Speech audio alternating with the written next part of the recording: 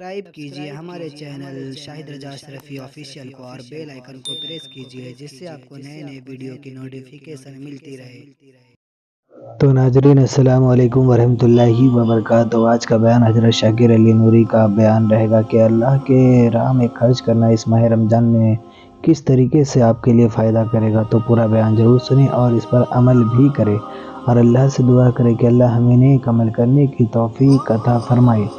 تو ناظرین پورا ویڈیو ضرور سنیں، اس سے آپ کو بہت فائدہ ہوگا۔ تو چلیے بیان شروع کرتے ہیں۔ صدق اللہ العظیم۔ الصلاۃ والسلام علیک یا رسول اللہ، الصلاۃ والسلام علیک یا حبیب اللہ، الصلاۃ والسلام علیک یا نبی اللہ، الصلاۃ والسلام الصلاۃ والسلام علیک یا نور اللہ وعلی آلک واصحابک یا حبیب اللہ، صلی اللہ تعالی علیہ وسلم۔ میرے پیارے آقا صلی اللہ تعالی علیہ وسلم کے پیارے دیوانوں، آج کا جمعہ ماہ شعبان المعظم کا آخری جمعہ ہے، اور ممکن ہے آج یا کل سے ماہ رمضان المبارک ہم پر سایہ فگن ہو جائے، اور اللہ رب العزت کی بارگاہ میں دعا ہے کہ رب قدیر ہم سب کو ماہ رمضان نصیب فرمائے۔ گزشتہ جمعۃ المبارکہ میں ماہ رمضان کا کیا پیغام ہے اسے آپ نے سماعت فرمایا تھا، اور آج میں آپ کے سامنے ماہ رمضان المبارک میں رسول گرامی وقار صلی اللہ تعالی علیہ وسلم کی سخاوت کے حوالے سے کچھ باتیں عرض کرنے کی انشاءاللہ سعادت حاصل کروں گا۔ سخاوت اللہ کے نام پر دینا اور خرچ کرنا، یہ کتنا بڑا عمل ہے کہ اللہ رب العزت جل جلالہ اللہ کی راہ میں خرچ کرنے والے کی فضیلت بیان فرماتا ہے کہ الذین ينفقون اموالهم باللیل والنہار سرا وعلانیہ، جو لوگ اپنا مال اللہ کی راہ میں خرچ کرتے ہیں دن میں بھی اور رات میں بھی، دکھا کر کے بھی اور چھپا کر کے بھی، فَلَهُمْ أَجْرُهُمْ عِنْدَ رَبِّهِمْ، ان کے لیے ان کے رب کے پاس سے بدلہ ہے، وَلَا خَوْفٌ عَلَيْهِمْ وَلَا هُمْ يَحْزَنُونَ، اور انہیں نہ کوئی خوف اور نہ کوئی غم۔ میرے پیارے آقا صلی اللہ تعالی علیہ وسلم کے پیارے دیوانوں، انفاق فی سبیل اللہ، اللہ کی راہ میں خرچ کرنا، یہ بہت بڑا عمل اور اللہ کو پسند ہے، بلکہ نیکی اس وقت تک نیکی میں شمار کی ہی نہیں جا سکتی۔ یہ نکتہ خاص طور پر ذہن میں رکھیں، نیکی کے درجے کو پہنچ ہی نہیں سکتی جب تک کہ اپنا پسندیدہ مال، اپنی پسندیدہ چیز اللہ کے نام پہ قربان نہ کرو۔ اسی کو قرآن نے کہا لَن تَنَالُوا الْبِرَّ حَتَّى تُنْفِقُوا مِمَّا تُحِبُّونَ، ہرگز تم نیکی کو نہیں پہنچو گے جب تک کہ اپنی پسندیدہ چیز اللہ کے نام پہ خرچ نہ کرو۔ یہاں یہ بات خاص طور پر میں آپ کے سامنے رکھوں کہ ہم جو ناپسند ہوتا ہے وہ اللہ کے نام پہ دیتے ہیں اور جو پسند ہوتا ہے وہ اپنے لیے رکھتے ہیں۔ یاد رکھیں، اگر کوئی اللہ کی اپنی پسند کی چیز اللہ کے نام پہ دیتا ہے تو اللہ اس کے پسند کی چیز اسے عطا فرما دیتا ہے۔ اور اسی لیے صحابہ کرام علیہم الرضوان کی عادت تھی کہ وہ اپنی پسندیدہ چیز اللہ کے نام پہ قربان کرتے تھے۔ حضرت عمر ابن عبدالعزیز رضی اللہ المولا تبارک و تعالی عنہ کو شکر بہت پسند تھی، تو جب دیکھو تب شکر تقسیم کیا کرتے۔ لوگوں نے ان سے پوچھا کہ آپ اتنی شکر کیوں بانٹتے ہیں؟ تو فرماتے مجھے شکر بہت اچھی لگتی ہے، تو میں اللہ نے فرمایا ہے کہ جو چیز تمہیں پسند ہو اسے اللہ کے نام پہ جب تک کہ نہ دو تم ہرگز نیکی کو نہیں پہنچ سکتے، اس لیے میں شکر زیادہ تقسیم کرتا ہوں۔ صحابہ اپنا پسندیدہ باغ اللہ کے نام پر دے دیتے۔ جب یہ آیت کریمہ جب انہوں نے سنی، یہ قوم زوال پذیر نہ ہوتی، یہ قوم تباہی کے دہانے پر نہ پہنچتی اگر اپنی پسندیدہ چیز اللہ کے نام پہ قربان کرتی۔ ہم سے تو جب اللہ کے نام پہ کوئی مانگتا ہے تو جو گھٹیا میں گھٹیا چیز ہوتی ہے وہ اللہ کے نام پر مانگنے والوں کو دیتے ہیں، اور جو اچھی چیزیں اسے سنبھال کر کے رکھ دیتے ہیں، اپنے لیے استعمال کرتے ہیں۔ ہم جو اپنے لیے پسند نہیں کرتے معاذ اللہ وہ اللہ کے نام پر دینے کے لیے پسند کرتے ہیں۔ یہ ہماری اتنی گھٹیا سوچ ہے، جس سوچ کی بنیاد پر آج ہم اٹھ نہیں پا رہے اور ہم تباہی اور بربادی کے دہانے پر ہیں۔ بلکہ سچویشن یہ ہے کہ یوں اگر عیش و عشرت اور دکھاوے کے لیے اگر کوئی بات ہو تو انسان بے دریغ خرچ کرتا ہے، لیکن جب اللہ کے نام پر دینے کی بات آئے تو آدمی گن گن کے خرچ کرتا ہے۔ مجھے حدیث یاد آ رہی ہے، ام المؤمنین حضرت عائشہ صدیقہ رضی اللہ تعالی عنہا کی بہن حضرت سلمہ رضی اللہ تعالی عنہا، جو ام المؤمنین حضرت عائشہ صدیقہ رضی اللہ تعالی عنہا سے 10 سال بڑی تھی، اور حضور صلی اللہ علیہ وسلم پر انہوں نے بہت کچھ قربان کیا۔ ایک دن آقا کریم صلی اللہ علیہ وسلم نے حضرت سلمہ رضی اللہ تعالی عنہا سے فرمایا انفقی، اللہ کے نام پہ خرچ کرو، ولا تحسی، گن گن کے خرچ مت کرو، تم بغیر گنے خرچ کرو گے اللہ تم کو بے حساب عطا فرمائے گا۔ یہ حضور کی حدیث۔ اب حدیث کے سامنے ہم اپنی عقل دوڑاتے ہیں اور ہم یہ سمجھتے ہیں کہ نہیں یار دیں گے تو کم ہو جائے گا، اور وہاں حضور صلی اللہ علیہ وسلم کا فرمان یہ ہے کہ تم بے حساب دو، مولا تمہیں بے حساب عطا فرمائے گا۔ یہ ماہ مبارک جو عنقریب سایہ فگن ہونے والا ہے، یوں تو رسول گرامی وقار صلی اللہ تعالی علیہ وسلم اعلان نبوت سے پہلے بھی سخی تھے، اعلان نبوت کے بعد بھی سخی تھے، اور آج بھی مصطفیٰ جان رحمت صلی اللہ علیہ وسلم کی سخاوت کے دریا بہہ رہے ہیں۔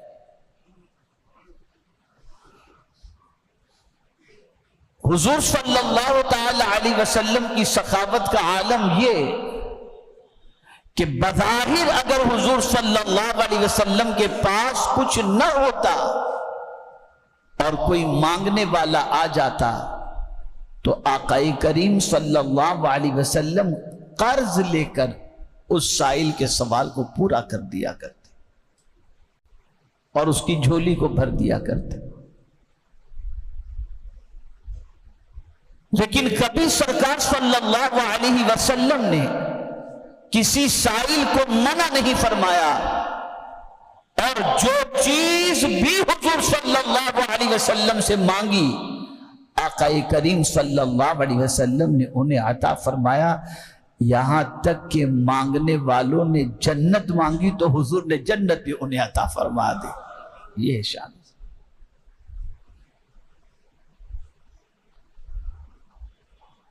اور سرکار صلی اللہ تعالی علیہ وسلم نے کبھی اپنی فکر نہیں فرمائی. ہمیشہ حضور صلی اللہ علیہ وسلم نے انسانوں کی فکر فرمائی، عوام کی فکر فرمائی، ضرورت مندوں کی فکر فرمائی. آپ دیکھیں کبھی کبھی کچھ چیزیں اپنے کو بہت پسند ہوتی ہیں اور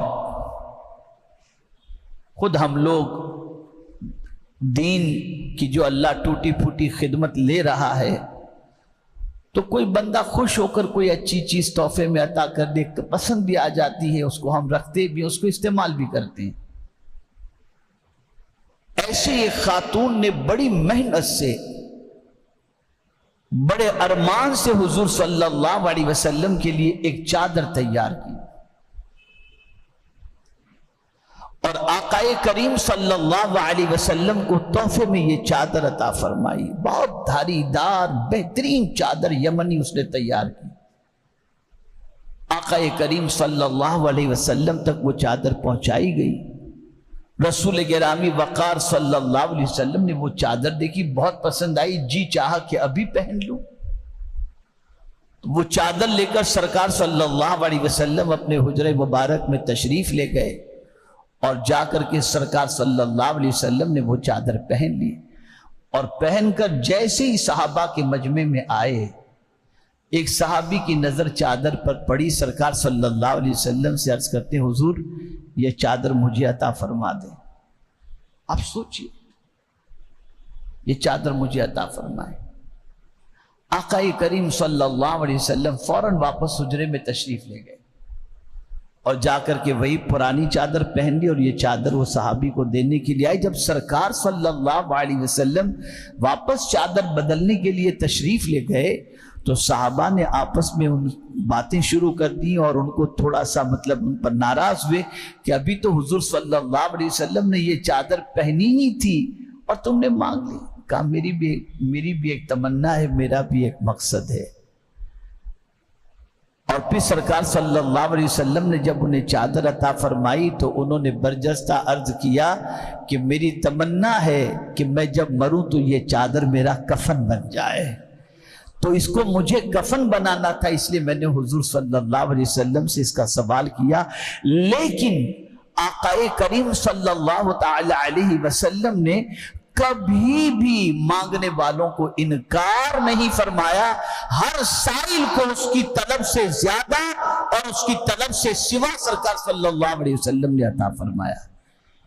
ایک بدو آیا اور اس نے آ کر میرے آقا صلی اللہ علیہ وسلم سے سوال کیا کہ یہ پہاڑ کے درمیان بکریوں کا جو ریوڑ ہے یہ ساری بکریاں مجھے دے دیجئے. آقا کریم صلی اللہ علیہ وسلم نے فرمایا لے جا، دے دیا تجھے. آپ سوچو ایک بکری کی بات نہیں، ایک بکری کی بات نہیں، پورا بکریوں کا ریوڑ. سرکار نے فرمایا لے جا. اس نے بکریاں لی اور فوراً اپنے قبیلے میں اعلان کیا اسلمو لوگوں جلدی سے مسلمان ہو جاؤ، جلدی سے مسلمان ہو جاؤ. محمد صلی اللہ علیہ وسلم اتنا عطا کرتے ہیں کہ جھولیوں کو بھر دیا کرتے ہیں. میرے سرکار صلی اللہ علیہ وسلم. اور ایک آیت کی روشنی میں سمجھا دوں، یہ ہے نفس پر بہت بڑا وار جو میں آیت سمجھانے جا رہا ہوں. آسان کام نہیں ہے، آیت سمجھانے جا رہا ہوں، آسان کام نہیں ہے. لیکن اگر آپ نے اور ہم نے اس پر عمل کر لیا تو پھر کامیابی سے بھی کوئی نہیں روک سکتا. یہ میں آیت پیش کر رہا ہوں، اسے ذہن میں محفوظ کر لو. قرآن کہتا ہے وَمَن يُوقَ شُحَّ نَفْسِهِ فَأُولَئِكَ هُمُ الْمُفْلِحُونَ.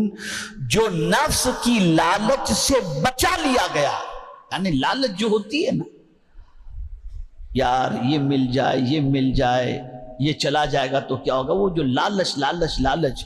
تو قرآن کہتا ہے جو لالچ سے بچا لیا گیا بس وہ کامیاب ہو گیا.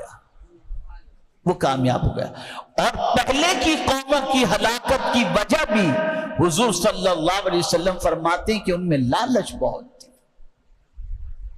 اور آج ہماری لالچ بھی کن سے؟ انسانوں سے لالچ، یہ اتنا دے دے، وہ اتنا دے دے، اس سے اتنا لے لیں، اس سے اتنا لے لیں، بس لالچ لالچ، اتنا ہو جائے، اتنا ہو جائے، اتنا ہو جائے، کل سے میں شروع کر دوں گا، یہ ختم ہو جائے تو میں نیکی شروع کر دوں گا، یہ کام ہو جائے پھر شروع کر دوں گا، یہ سب لالچ۔ یہی لالچ تباہی ہے، اور لالچ صرف دنیا تباہ نہیں کرتی، آخرت بھی تباہ کرتی ہے۔ اور جتنے بھی لوگ تباہ ہوئے ہیں وہ لالچ کی بنیاد پر، اور جتنے بھی لوگ کامیاب ہوئے ہیں سخاوت کی بنیاد پر۔ اسی لیے حضور صلی اللہ علیہ وسلم کا یہ ارشاد سنیے اور دل و دماغ میں بٹھائیے۔ آقا کریم صلی اللہ علیہ وسلم نے فرمایا السخی حبیب اللہ ولو کان فاجر، سخی اللہ کا دوست ہے اگرچہ گنہگار کیوں نہ ہو، ہے گنہگار لیکن اللہ کے نام پہ لٹانے والا ہے گنہگار لیکن مخلوق خدا کا خیال کرنے والا ہے گنہگار لیکن ضرورت مندوں کی ضرورت کو پوری کرنے والا ہے گنہگار لیکن مصیبت زدوں کی مصیبتوں کو دور کرنے والا ہے۔ تو سرکار صلی اللہ علیہ وسلم فرماتے وہ اللہ کو محبوب ہے، پسند ہے اللہ۔ اب آئیے میں بتاؤں ماہ رمضان میں حضور صلی اللہ علیہ وسلم کتنی سخاوت فرماتے، اللہ اکبر۔ میں نے خاص سرکار کے ان دو کمالات کو، ان دو اوصاف کو اللہ کی طرف سے ماہ رمضان المبارک کے اندر بندوں کے دلوں کے اندر اللہ عز و جل نے یہ سنت پر عمل کرنا داخل فرما دیا ہے۔ ایک ہے قرآن شریف اور ایک ہے سخاوت۔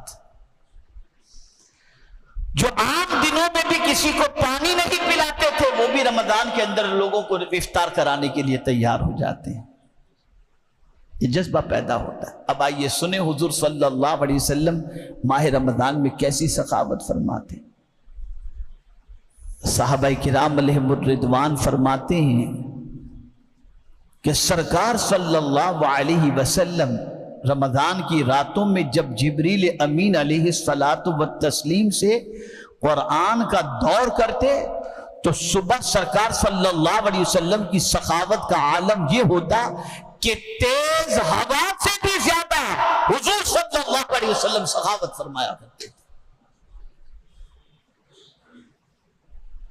یعنی قرآن مقدس سننے کے عوض میں، قرآن مقدس کے پڑھنے کے عوض کے اندر اللہ کے رسول صلی اللہ علیہ وسلم سخاوت فرماتے، اور صحابہ فرماتے رمضان میں حضور صلی اللہ علیہ وسلم کی سخاوت کا عالم یہ ہوتا کہ اتنی سخاوت فرماتے، اتنی سخاوت فرماتے کہ سخاوت کا دریا بہا دیا کرتے۔ یہاں مجھے بتانا یہ مقصود ہے کہ اللہ کے نام پر ماہ رمضان المبارک میں دیا کرو، ضرورت مندوں کو تلاش کر کے دیا کرو، اور سب سے پہلے اپنے قریبی رشتہ داروں کو دیکھو کہ ان میں تو کوئی ضرورت مند نہیں ہے، انہیں دو، مسکین کو دو، فقیروں کو دو، اداروں کو دو، ضرورت مندوں کو دو، اور علماء کو دو، مشائخ کو دو، اور خاص طور پر صاف پیسہ اپنا سادات کرام کو بھی دو۔ اور اس مہینے کے اندر کبھی یہ نہ سوچنا کہ ہم دیں گے تو کم ہوگا، اجر بھی اللہ بڑھا دیتا ہے، ثواب بھی اللہ بڑھا دیتا ہے، اور مال کے اندر برکت بھی اللہ بڑھا دیتا ہے۔ اس لیے ماہ رمضان المبارک میں قرآن کی تلاوت کا زیادہ سے زیادہ اہتمام کرو، اور ماہ رمضان شریف میں اللہ کے نام پہ روزانہ کچھ دیا کرو، صرف زکوٰۃ ہی پر اکتفا نہ کرو بلکہ ماہ رمضان المبارک میں صدقہ و خیرات بھی نکالا کرو۔ اور یہ بات یاد رکھیں، جو یہ چاہتا ہو کہ اللہ عز و جل بری موت سے بچائے اور خاتمہ بالخیر فرمائے، اسے چاہیے کہ وہ اللہ کے نام پہ صدقہ کیا کرے۔ یہ صدقہ نافلہ کی بات عرض کر رہا ہوں، اللہ کے نام پہ دیا کرے، کہ حضور صلی اللہ علیہ وسلم نے فرمایا صدقہ اللہ کے غضب کو ٹھنڈا کر دیتا ہے، اور صدقہ بلاؤں کو ٹال دیا کرتا ہے۔ تو میرے پیارے آقا صلی اللہ علیہ وسلم یہ پیارے دیوانوں، ماہ رمضان المبارک میں آپ نماز کی بھی پابندی کریں، تلاوت کی بھی پابندی کریں، اور روزانہ صبح کو سنت رسول صلی اللہ علیہ وسلم سمجھ کر کے آپ چاہے 10 روپیہ ہی صحیح اپنی حلال کمائی سے آپ اللہ کے نام پہ کسی غریب مسکین کو ضرورت مند جو نظر آئے اسے دے دیا کرو، جہاں تک ہو سکے زیادہ سے زیادہ، لیکن دینے کی عادت رکھو۔ آپ اللہ کے نام پہ دو گے، اللہ اپنے محبوب صلی اللہ علیہ وسلم کے صدقے میں آپ کو نوازے گا۔ وقت کم ہے ورنہ اس پر مزید تفصیلی گفتگو ہو سکتی ہے۔ میں انہی کلمات خیر پر اپنی گفتگو کو ختم کرتے ہوئے 2-3 چیزوں کی تاکید کروں گا۔ ماہ رمضان المبارک میں کھانے پینے کے اندر تھوڑا سا احتیاط رکھیں، اتنا بھی نہ کھا لیں افطار کے اندر کہ بعد میں تراویح کے لیے مشکل ہو جائے، اور پھر رات بھر اتنا نہ کھائیں کہ طبیعت خراب ہو جائے۔ راتوں کو عبادت کریں، گلی کوچوں میں کھیل کھلونے جو بھی ہوتے ہیں خدا کے واسطے یہ کر کے اللہ کو ناراض نہ کریں، اس لیے کہ یہ مہینہ جو عبادت کا آیا، لوگ کھیل کر کے اللہ کو گویا یہ بتا رہے ہوں تو بھلے کہہ رہا ہے کہ عبادت کا مہینہ، لیکن ہم تو اتنے بڑے شیطان ہیں کہ شیطان بھلے تو قید کر دے لیکن شیطانی کام ہم کریں گے۔ کیا جواب دیں گے اللہ عز و جل کو اور اس کے رسول صلی اللہ علیہ وسلم کو؟ تو کھیل کھلونے سے بند اپنے آپ کو روکے رکھیں، نماز کی پابندی کریں، لوگوں سے میل ملاپ بھی کم رکھیں، تلاوت زیادہ سے زیادہ کریں، سخاوت کریں، بات چیت بھی لوگوں سے کم کریں، جتنی ضرورت کی ہو اتنی کریں، اس سے زیادہ نہیں، اور مسواک کا استعمال بھی روزے کی حالت میں کرنا حضور کی سنت ہے۔ گرمی شدید لگے تو گرمی کے موسم کے اندر سردی کی گرمی کی وجہ سے دوپہر کے وقت اپنے سر پر پانی ڈالنا تاکہ تھوڑی سی ٹھنڈک محسوس ہو جائے، یہ بھی حضور صلی اللہ علیہ وسلم کی سنت مبارکہ ہے۔ سرما لگانا بھی حضور صلی اللہ علیہ وسلم کی سنت مبارکہ ہے۔ تو آپ سے جو کچھ ہو سکے کریں، لیکن 2 چیزوں کا خیال خاص طور پر، ایک تلاوت کا خیال روزے کے اندر اور نورات میں، اور ساتھ ہی ساتھ سخاوت کا خیال۔ یہ 2 چیزیں ماہ رمضان میں حضور صلی اللہ علیہ وسلم کثرت سے کرتے تھے۔ اللہ عز و جل آقا کریم صلی اللہ علیہ وسلم کے صدقہ و طفیل ہم سب کو عمل کی توفیق عطا فرمائے۔ تو ناظرین، ویڈیو اگر اچھی لگی ہے تو ضرور ویڈیو کو لائک کرو، اور ہمارے چینل پر اگر نئے ہیں تو ضرور سبسکرائب کر لیں، اور اللہ سے دعا کریں کہ اللہ ہمیں نیک عمل کرنے کی توفیق عطا فرمائے، ہر بلا مصیبتوں سے، پریشانیوں سے، آفتوں سے، بیماریوں سے حفاظت فرمائے، خوب اس ماہ رمضان شریف میں عبادت کرنے کی توفیق عطا فرمائے، گناہوں سے حفاظت کرنے کی توفیق عطا فرمائے۔ تو چلیے ناظرین، ملتے ہیں اگلی ویڈیو میں، تب تک کے لیے السلام علیکم ورحمۃ اللہ وبرکاتہ۔ ویڈیو اچھی لگے تو ہمارے ویڈیو کو لائک کریں اور ہمارے چینل کو سبسکرائب کریں۔ شکریہ۔